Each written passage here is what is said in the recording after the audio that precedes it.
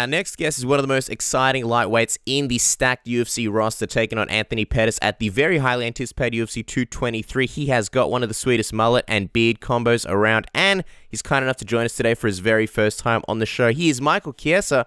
Michael, welcome to Submission Radio. How are you today, man? Doing well, man. Thank you for having me. Well, we're happy to have you. Now, right off the bat, we saw your amazing outfit at UFC 222. A lot of big brand names, a lot of Nike. Tell us, how did that sweet getup come together? And do you have a name for this band? Well, the shirt came from my girlfriend as a gift from a company called Pop Your Pup. Since I'm out here doing my training camp in Vegas, I've been missing my dog a lot lately, and so she came out to visit me. She got a shirt made for me with my dog on the front, so I had to wear it to the fights. That's and awesome. Then, what's your dog's name? Because that's actually the main thing that I want to talk about. What's the dog's name, or what's the breed? My dog's name is Blue, and she's an Italian Mastiff. Wow, so cute. And I mean, the T-shirt looked amazing. We've got a few friends with those T-shirts as well, so it's a pretty clever gift that she came up with for you.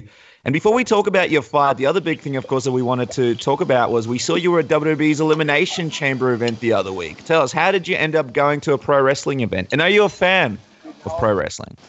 I grew up watching pro wrestling as a kid. I think a lot of us have. And I just was out hanging out with DC for the day, and DC just asked me if I wanted to go to the wrestling match. I said, yeah. And it worked out perfect. I had no idea Ronda was going to be there, so it was cool to see her do her thing. And she had a good little group there to support her, so it was a lot of fun. Yeah, we'll touch on that in a second, but we saw obviously DC and Kane. They had some sweet luchador masks. There was other luchador masks, but we were a bit disappointed to see you without one. What's the go, Michael? Where was yours? Especially after you dressed up as Eric Perez this past Halloween. Did you forget the mask at home? Well, I actually don't live here in Vegas, so when they invited me, I wasn't well equipped for the occasion, but yeah. Best believe if I would have had a little more notice, I would have shown up with a mask. The interesting thing about Elimination Chamber is it's probably one of the more gimmicky pro wrestling events that you could go to. What did you think of the concept of the Elimination Chamber and the way that it played out? Were you a fan of it? Did you know much about it before you saw it? No, I didn't really know much about it, but I just enjoyed the experience. Yeah, I didn't really seem gimmicky to me. I wasn't really looking too far through the details that made it gimmicky. I was just kind of enjoying the whole experience. It was a cool event to go to, and the T-Mobile Arena was packed, so it was just a good time. And then the big moment, of course, Ronda Rousey came out. What did you think of her spot and how it all came together? Oh, I thought it was awesome, man. It was pretty cool. She had her Joan Jett. That's who her walkout song is, right? Joan Jett. Mm-hmm.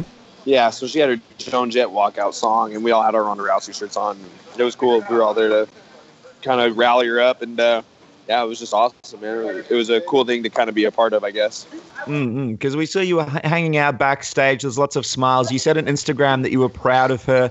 What was that moment kind of like for you? And also, what was it like backstage? Did you end up meeting many of the wrestlers? Did you form any sort of relationships or kind of friendships with any of the other wrestlers in the back? Yeah, we just went back to see Ronda, talked to her, and then we took off. I would have loved to meet Kurt Angle or Triple H or some of those guys, but I just went back there to see her and went about my way. Sure. I want to run something by you, Michael. Obviously, one of the things that fight fans sort of find curious about Ronda is, the fact that she hasn't spoken about those UFC losses. Obviously, we're not fighters, so we can't relate. But you as a fighter, can you sort of relate to that and understand, why do you think she's treated those losses, I guess, differently to how a lot of fighters typically do? I mean, she's a fierce competitor, dude. She competed as an Olympian in judo, and you can't knock the girl for not wanting to talk about her lumps that she took in the octagon. You know what I mean? People don't realize that when you have your shortcomings, when you compete, you have to live on that loss until you get a win. You know what I mean? And for her, I can only imagine the position she's in. Given that her last two fights against Holly and Amanda Nunes, those two losses, those have been spread out over a long period of time. That's something that I don't blame her for not wanting to talk about. You know what I mean? It's unfortunate. People look at you like you're only as good as your last fight, and people forget the things that she's done for the sport and the women's division. And I don't blame her for not wanting to talk about it. Mm-mm. And I feel kind of guilty for bringing this up, Mike, but I mean, and on the subject of tough losses, your last fight with Kevin Lee, that was filled with controversy. And we know it must have been hard for you, but did that do anything in terms of motivation for this fight, in terms of preparation or doing anything differently? And is it having the same effect that you just mentioned with Ronda Rousey, where you're sort of still kind of living in that last loss, even though it did have controversy? You know? I mean, it doesn't take. I don't need any extra motivation to get prepared for fights. I'm a very highly motivated guy. I work very hard. You know, it's not like taking a loss is going to make me run an extra mile. I always push myself to the limit every camp. You know, and you know, in this sport, you have to do your best to try to have a short-term memory, and that's what I've been trying to do. You know what I mean? So you know, until before I got booked with Pettis, yeah, I kind of dwelled on the loss a lot, you know. But now that I got a fight booked, I don't even think about it anymore. You know what I mean? My focus is on Anthony Pettis. Kevin Lee's a thing of the past, and after this win, my career trajectory is going to surpass his, and it'll all be a thing of the past for sure. I guess the hardest part about that was Lee did go on to get that title shot after you. Was that probably one of the toughest things, the fact that you kind of saw him go on to get that title shot and go on to be in a position that you probably could have been in if not for a lot of this controversy in the fight playing out, I suppose, in a different way? Yeah, no, absolutely, because I would have beat Kevin, and if I would have beat when I would have beat Kevin, I would have beat Tony. You know what I mean? I match up great against both guys. You know, so yeah, it was a bummer to see Kevin go out there and lay an egg against Tony, because I would have won that fight. So I'm a firm believer in that. Some people might call me crazy, but I think it's just logical, especially in my world. Yeah, no, I don't think that's crazy at all. You've actually been doing some training in Vegas at the moment at the UFC Performance Institute. What's that been like? And have you gotten, I guess, the big question is, what is it like training at that Performance Institute? Have you gotten the same quality training as you would at, say, Syndicate or any other high-level MMA gym? You know, my camp back home is phenomenal. You know, I've had great success training back home in Spokane, Washington. You know, it's got me, you know, at the highest I've been ranked as number 7. I've done all my work from home, and there's just been a few instances where I came down to Syndicate when I've been training for lefties, because they've had a lot of southpaws down there. And, you know, once the PI, the UFC Performance Institute, came about, it was just kind of a no-brainer for me to kind of come down here. And I have you know, the staples from my training camp down here with me as we speak. You know, I'm sitting across the table from Sam Cecilia, Austin Arnett, my head coach Rick Little. So I'm training at the Performance Institute. I'm training at Syndicate for my MMA stuff, and I got my home guys back. I got my home guys from Spokane down here. So I mean, really just kind of putting everything together. You know, this camp's been phenomenal so far. You got to be honest with us. How are the meals at the Performance Institute? Because we hear they're free if you're a fighter. And have you taken advantage? Is it kind of like a buffet situation? What are we looking at here? I mean, there's pizza, there's shit food, and there's also good stuff for guys in training camp like myself. So we hear that they cook pretty much everything to your liking. Are you able to sort of take advantage? And do you ever order, you know, a whole bunch of chicken breasts, a whole bunch of healthy things, and, you know, give some to everybody else, the coaches, Sam Cecilia, and just order it under your tab? No, I think we all just kind of take care of our own stuff. But yeah, you know, they cater to your needs and your weight cuts and whatever diets you have going. So it's a good system they have going down here. And you're, of course, facing the former champion, Anthony Pettis. What was your reaction when you found out you'd be facing him? Were you happy with the matchup? Yeah, I love the matchup. You know, I'm you know, being a top 10 ranked guy, I've been, you know, I think I deserve to be put on a bigger stage and against big name opponents. And, you know, this is one of the guys where it doesn't get any bigger than this. You know what I mean? This guy's a former world champion, former pound for pound guy. You know, this is the type of fight that I want. And, you know, a lot of people kind of count Anthony out because of his, you know, his record in his last 7 fights. You know, he's 2-5 in his last 7, but you got to look at the guys that he's fought and look how he fought them. You know what I mean?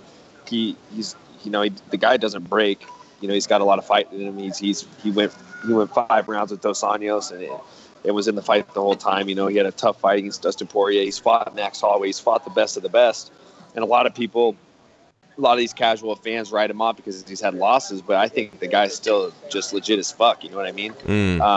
I'm not expecting a slouch. I'm expecting a very motivated Anthony Pettis. I'm expecting that champion caliber fighter that we've seen in years past, and I'm hoping that's what I get on April 7th. Do you think sometimes in some ways that can make him even more dangerous? Because maybe, you know, this version of Anthony Pettis, even though it's been up and down for him, it can kind of put his back against the wall to where he does bring, you know, an even better version of Anthony Pettis. And I guess I wonder what that does to a fighter mentally when they know their back's against the cage. Are you sort of expecting that potentially?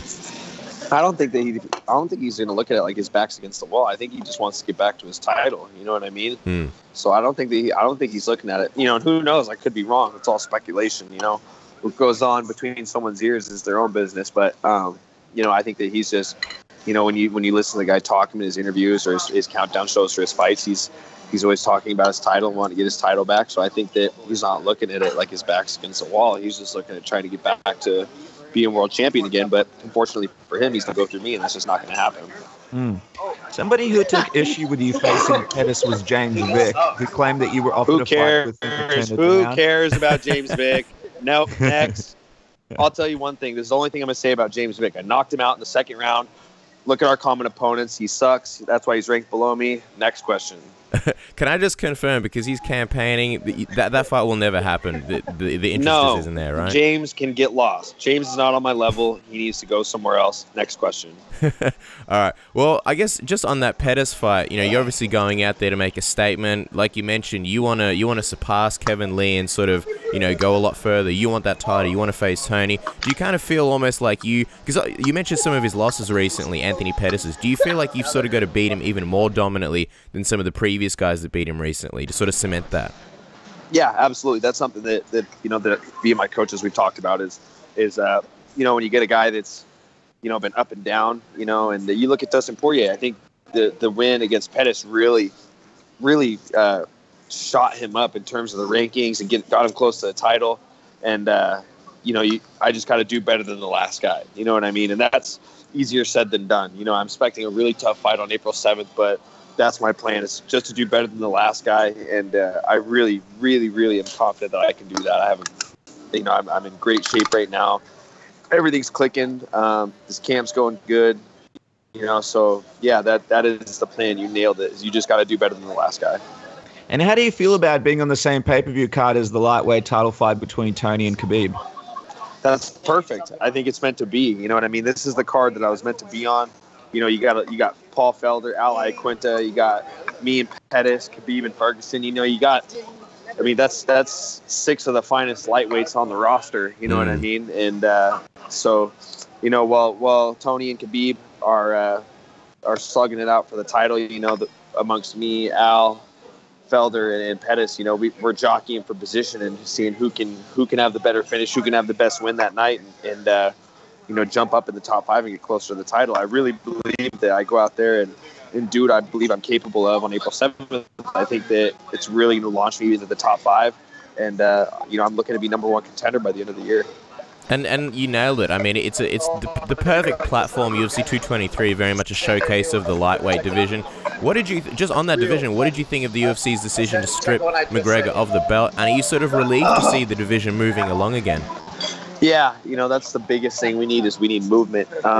You know, the 155-pound division has been log jammed so many times. You know, when Anthony was champion, you know, he had some injuries that had held him out for a while.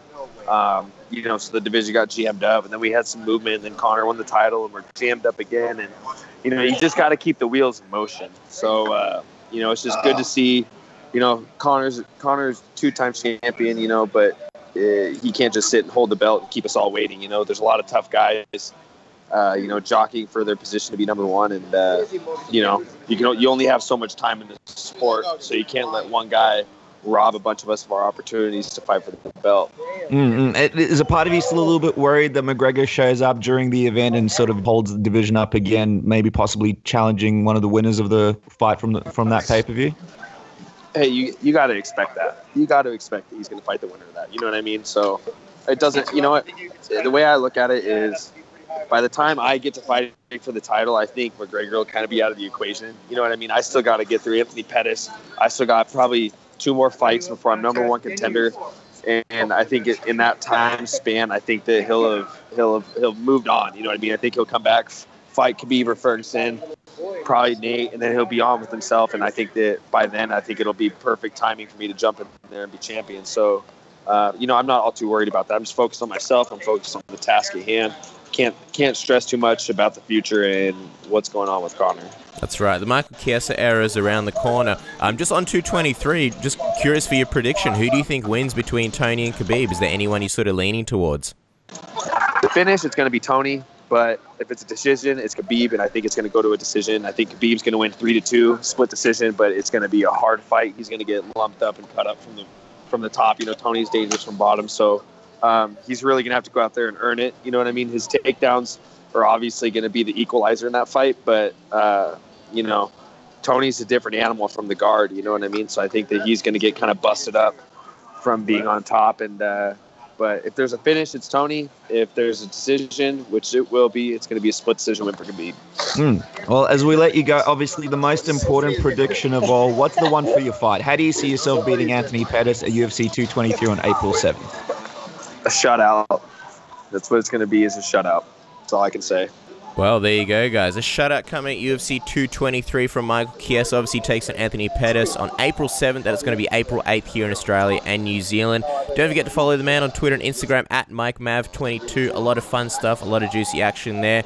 And we really appreciate it. We really appreciate you taking the time, Michael, with us, especially during lunch. We know with your closest friends, so we feel like we're intruding a little bit, but also like we were there for that lunch. So enjoy the rest of it, and good luck on April 7th.